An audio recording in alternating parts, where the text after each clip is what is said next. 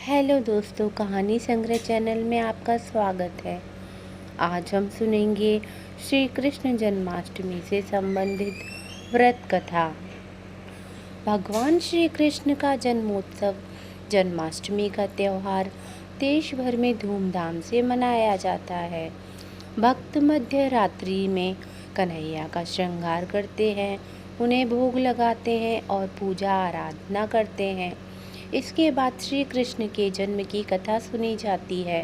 भाद्रपद माह के कृष्ण पक्ष की अष्टमी तिथि को भगवान श्री कृष्ण का जन्म हुआ था। आइए कृष्ण जन्माष्टमी की व्रत कथा के बारे में जान लेते हैं। स्कंद पुराण के मुताबिक ययाति वंश के राजा उग्रसेन का राज चलता था। उग्रसेन का सबसे बड़ा पुत्र कंस था, जिसकी चचेरी बहन देवकी थी। कंस अपने ही पिता को जेल में डालकर स्वयं राज करने लगा। वहीं दूसरी ओर कश्यप ऋषि का जन्म राजा शूरसेन के पुत्र के रूप में यानी वासुदेव के रूप में हुआ। आगे चलकर वासुदेव का ब्याह जानकी से संपन्न हुआ। देवकी को विदा करने के दौरान एक आकाशवाणी होती है, हे कंस, तू आज जिस बहन को इतने प्यार से विदा कर रहा है, कल उसी का 8वां पुत्र तुम्हारी मौत का कारण बनेगा।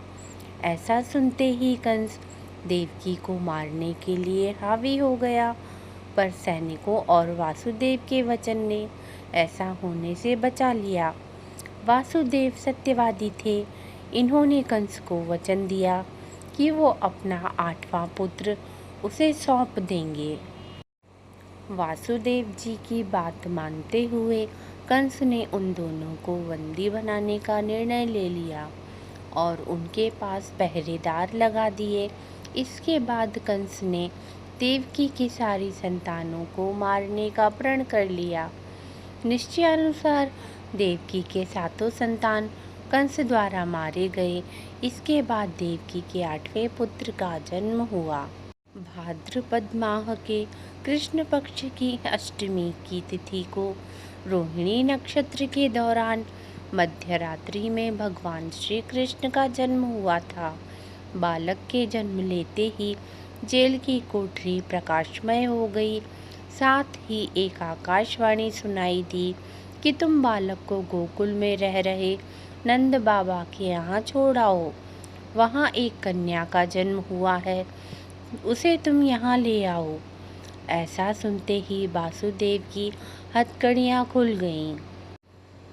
वे तुरंत एक टोकरी में श्री कृष्ण को रखकर इसे माथे पर लाद गोकुल की ओर निकल पड़े।